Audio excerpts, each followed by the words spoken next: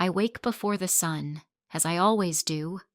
The light hasn't yet spilled over the hills, but the vineyard is already stirring. There's something sacred in those quiet moments, just before the world starts expecting things of you.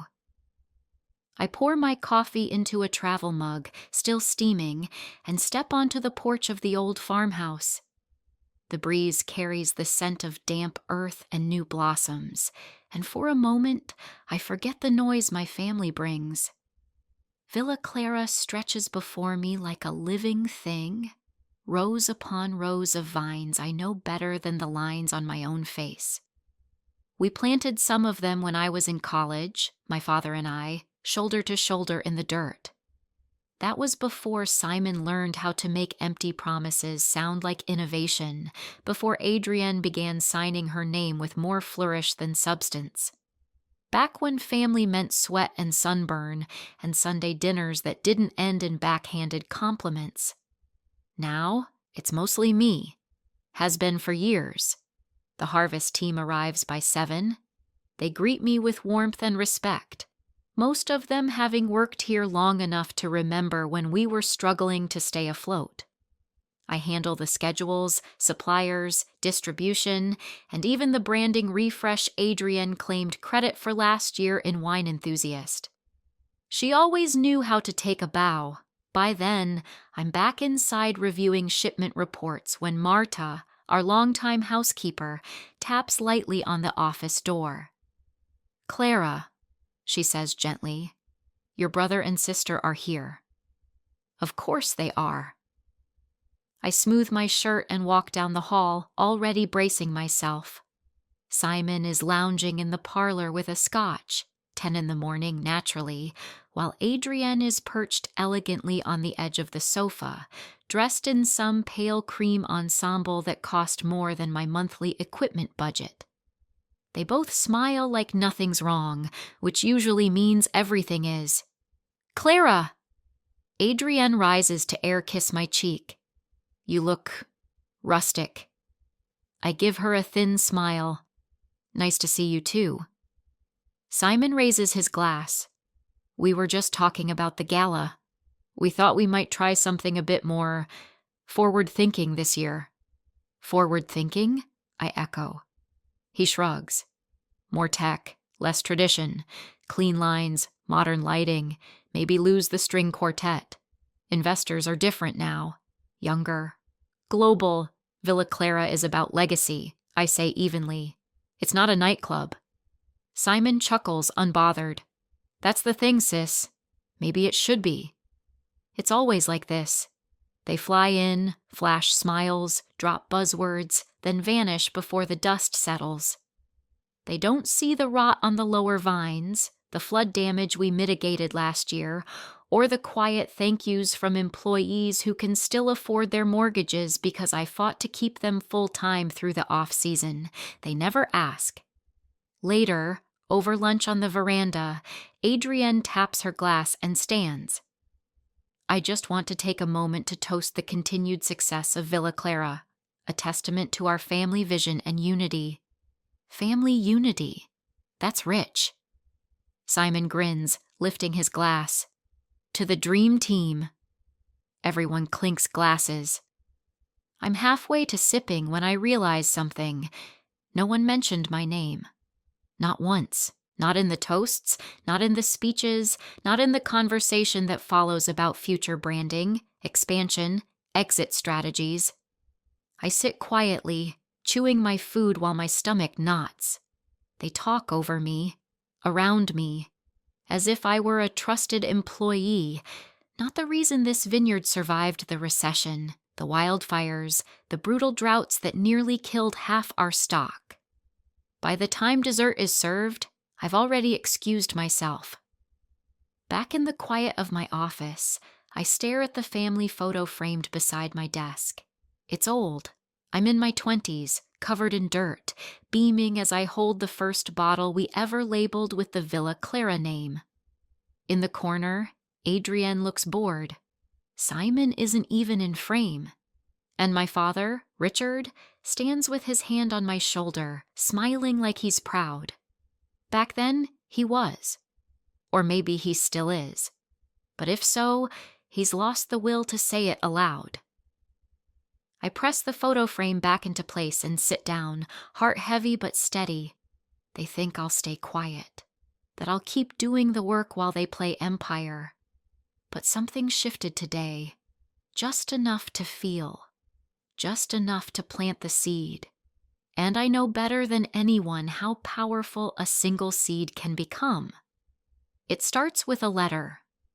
A manila envelope slipped into my mailbox with the rest of the morning correspondence. Nothing unusual about it, no dramatic stamps or urgent markings. But inside, I find a draft purchase agreement. Pages and pages of clean legalese, with a proposed sale of Villa Clara estate and holdings to a conglomerate I've never heard of. Foreign investors, immediate cash, full transfer of ownership. The seller listed is Bennett Holdings, LLC.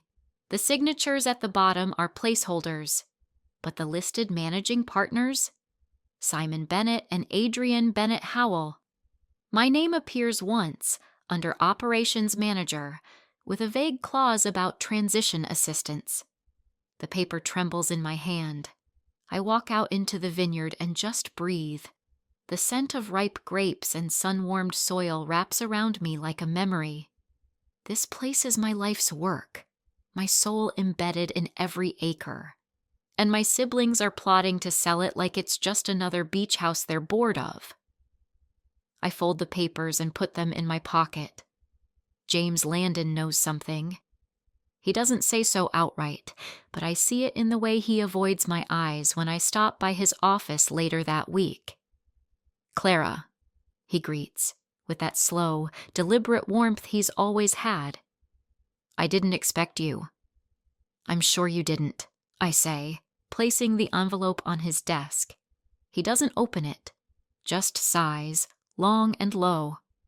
"I advised against it. You knew. I suspected. They've been probing around, Simon more aggressively than Adrienne, asking about legal entitlements, sale rights, how your father's trust is structured. Why didn't you tell me?" He leans back. "Because Richard insisted it wasn't time. He said he'd speak to them. Clara, he's not well, and he's always been more inclined to peace than confrontation." I nod, though it hurts. My father loves me. I know that. But his love is passive. He lets the others make noise, even when that noise threatens to tear down everything we built together. He believes people come around if you're patient enough. He doesn't understand that some people only stop when they're stopped. In the weeks that follow, the temperature shifts. Simon calls more often, but always with veiled impatience. "We've got interest from overseas. Real offers, Clara. You know how rare that is? We could all walk away comfortable. No more stress, no more frost seasons or bad harvests." "It's not about walking away," I say. "It's about what we built." "We," he scoffs. "You mean you, right? Don't martyr yourself. Adrienne handled the branding, and I handled expansion strategy. You're just logistics." I say nothing. He's trying to get under my skin. This time, he won't. Adrienne, meanwhile, floats in and out of the estate like a fashion executive on a scouting trip. She schedules a professional photographer to take new shots of the villa for a potential media profile. But I find the same photos later in a polished investor deck marked confidential. When I confront her, she waves a manicured hand. "Don't be dramatic, Clara. We're just exploring options. It doesn't mean we're doing anything yet. And besides, wouldn't it be nice not to have this burden anymore?" She says burden like it's poison in her mouth. At night, I find myself remembering old things. Long-forgotten slights, dinners where Adrienne picked apart my ideas until I stopped speaking, birthdays where Simon forgot to call, years where I managed payroll while they posed for donor events. I dig through old files, invoices, emails, evidence of the years I kept this place alive when banks were ready to foreclose. I catalog everything. I speak with employees, vendors, even the town's mayor, people who've seen firsthand what I've done here, quietly, consistently. The file grows thicker. James helps me organize it, says little, but offers a small, proud smile when he sees the weight of what I've gathered. You're building more than a defense, he says. You're building a reckoning. The final crack comes in a quiet corner of the estate office when I walk in and hear voices behind the door to the library. She'll be upset, sure, Adrienne is saying, but she's not a fighter. She'll fold like always. Simon chuckles. She doesn't have the guts to go against us. She's addicted to the work. Let her keep running the tours or something. We'll cash out, and she can keep her little garden. Silence. Then Adrienne again, colder this time. The only thing that matters is getting out before the next harvest. We announce it at the gala, make it sound celebratory. By the time she realizes, the papers will already be signed. I step back quietly, hands shaking, heart pounding in my ears. It's no longer a suspicion, no longer a whisper. It's betrayal, clear and sharp and final. I don't cry. Not anymore. I go back to my office, close the door, and place the final sheet in my growing folder. Then I look out the window at the vineyard, bathed in soft amber light. They think I won't fight. They're wrong.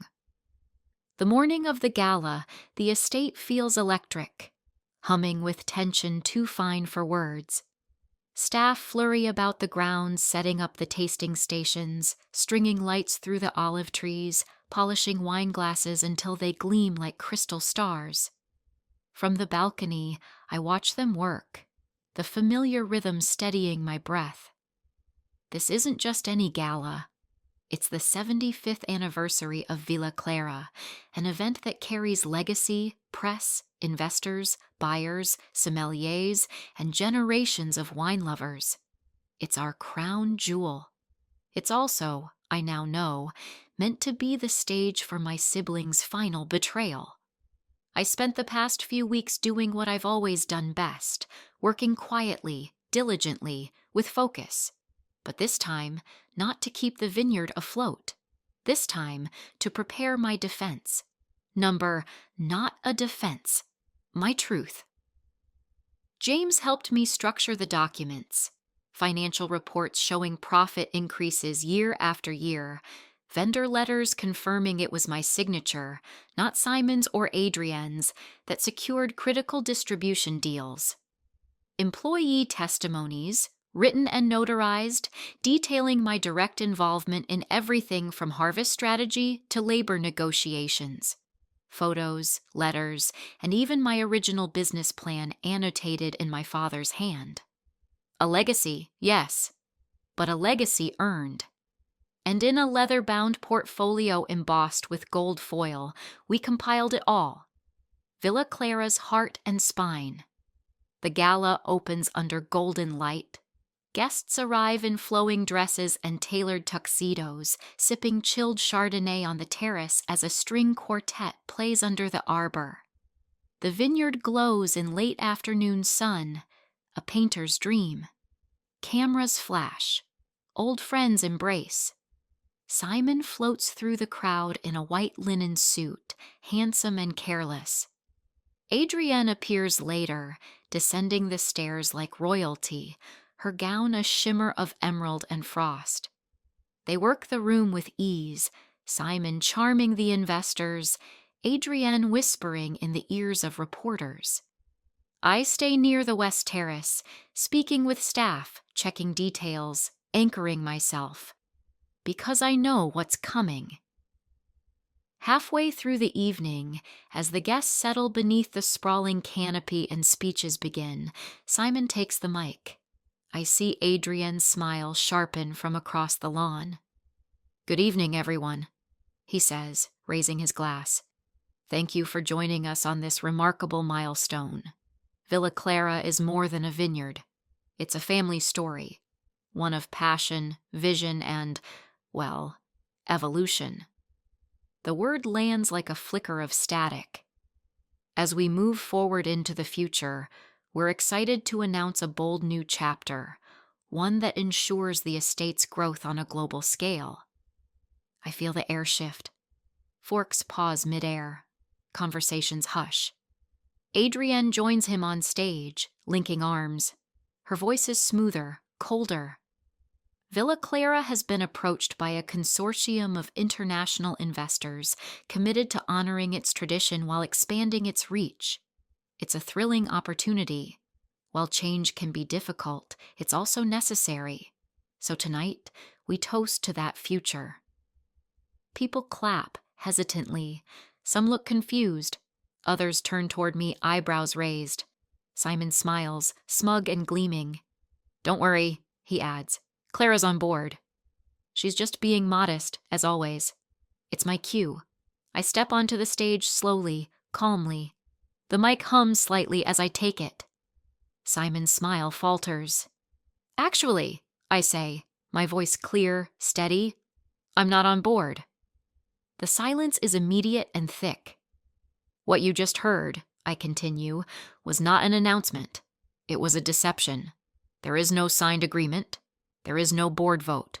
There is no consent from the operating manager, that would be me, nor from the employees whose lives and families depend on this land." I hold up the portfolio.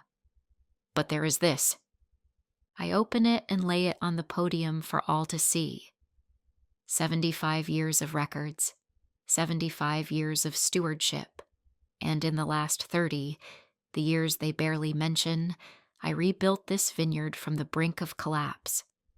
While Simon was pursuing failed startups and Adrienne was busy trading last names and zip codes, I was here, in the frost, in the sun, in the storm. I was here when our father fell ill and could no longer lead. I didn't ask for praise, but I will ask for the truth. Whispers ripple through the crowd like a low tide. I turn toward my siblings. This estate isn't just a brand.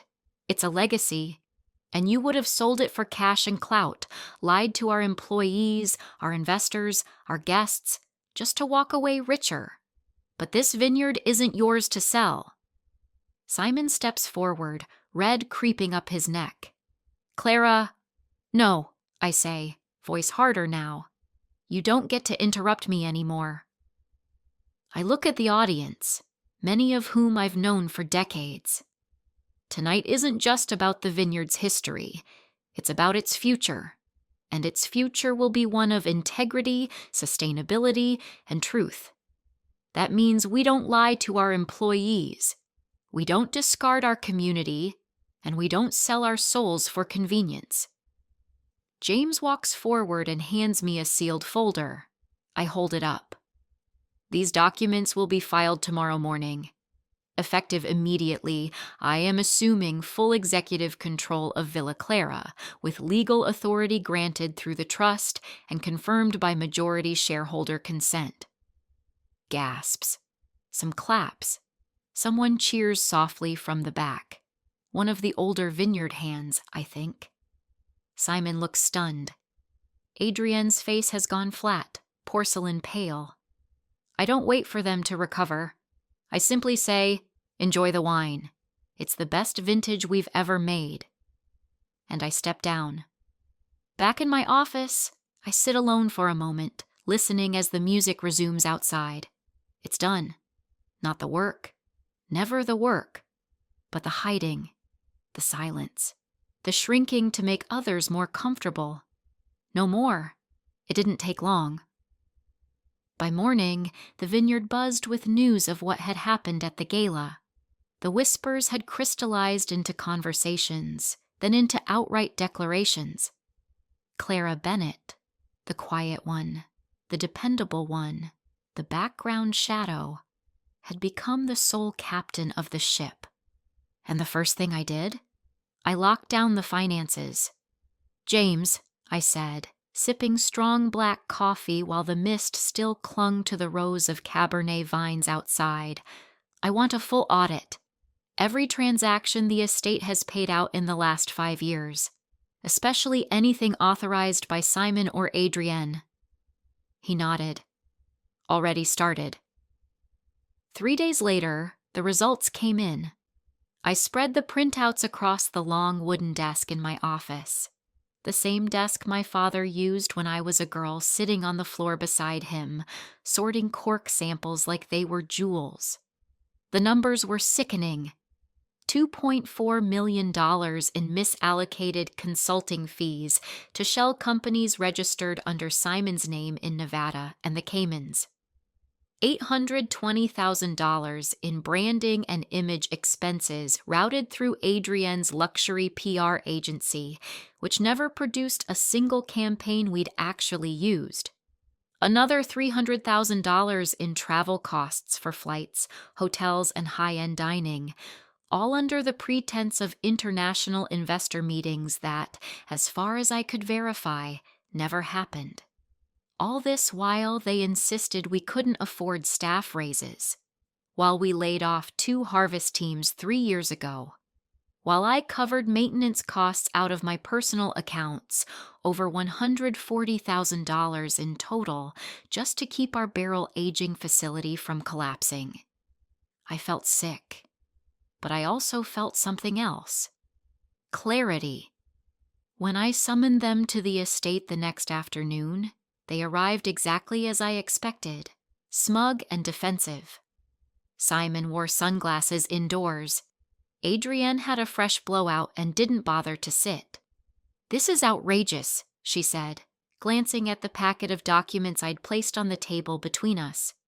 "You humiliated us in front of donors, buyers, the press." I cut her off. "Sit down, Adrienne." She didn't.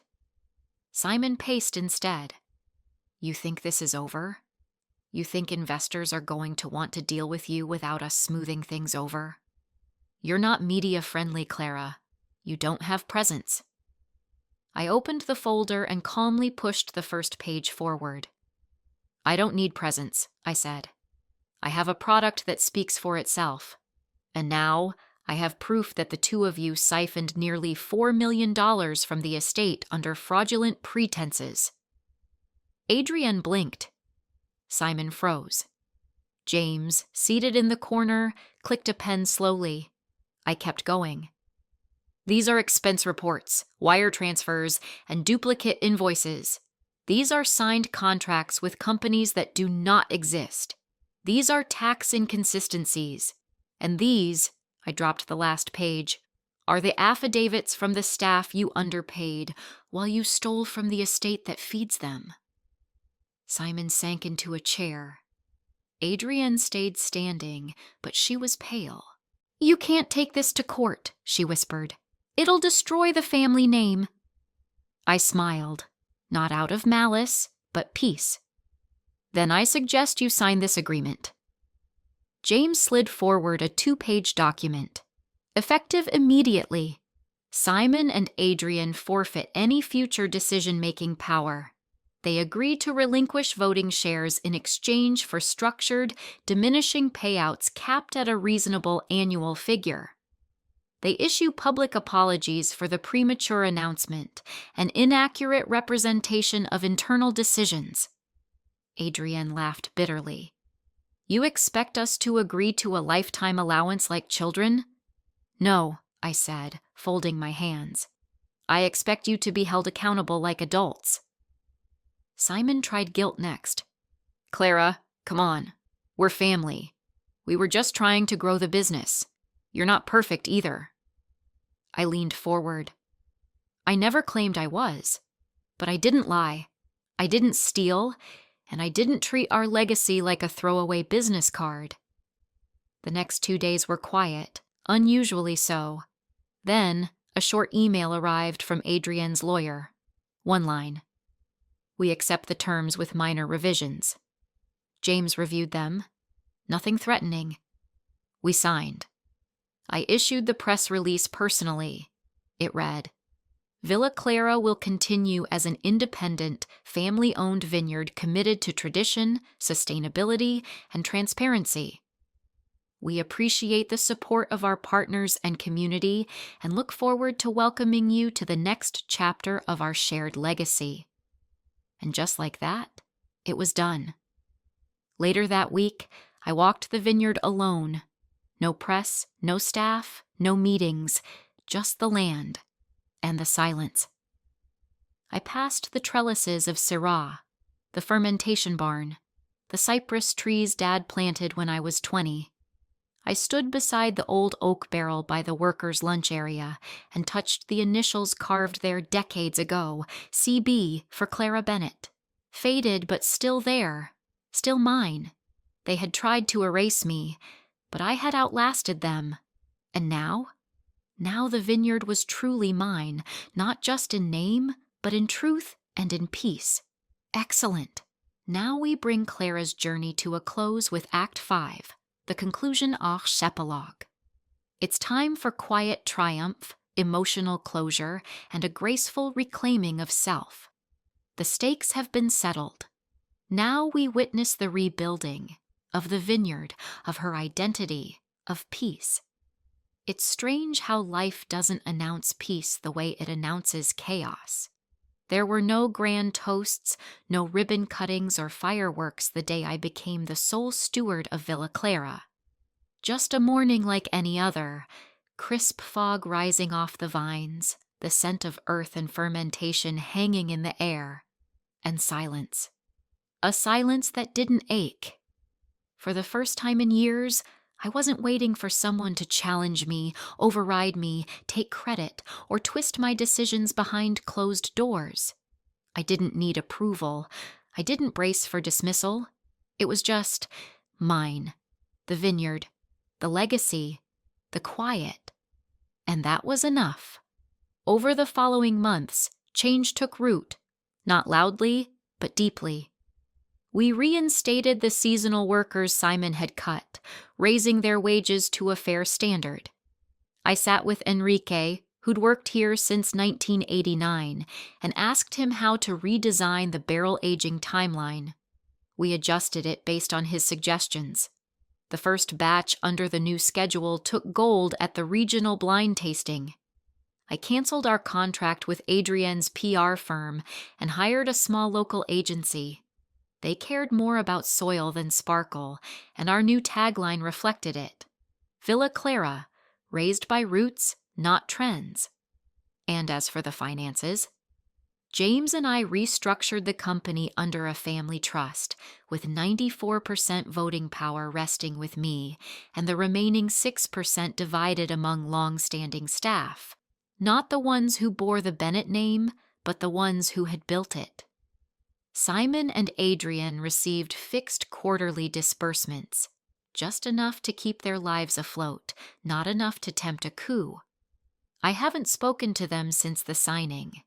A few emails, some passive-aggressive posts on Adrienne's social media about ungrateful sisters and family tyrants, but no direct contact. That was part of the boundary. It was firm. It was necessary. Dad took it harder than I expected. He never said it, but I could see it in his eyes. The shame, the disbelief that his golden children had nearly gutted the family's soul. One afternoon, he came to sit with me on the stone patio overlooking the northern rows. He looked smaller than I remembered, frailer, but his voice was clear. "You did right," he said. That was all. But it was everything. 6 months later, Villa Clara hosted its first harvest celebration open to the public. We invited the community, the workers' families, even the local school choir to perform. As the sun dipped low, I stood beneath the pergola wrapped in wild grapevines, watching children run between barrels and vines, their laughter blending with music and old-world scents. It was imperfect. Dusty, human, real. I walked over to the tasting table where our new reserve, La Récolte Clara, was being poured. A bold red aged in French oak, structured but gentle, just like I wanted it. An older woman took a sip and turned to me. "Best thing I've tasted this year," she said. "What's your secret?" I smiled. "Time," I answered, "and learning when to stop giving it to the wrong people." That night, alone in the house, I poured myself a glass and opened my journal, something I hadn't done in years. I wrote, "They thought I was the caretaker, but I was always the architect. They thought they could bury me, but I was the root. And now, finally, I bloom." And just like that, the story that began in shadows ended in light, not with revenge, but with reclamation and peace.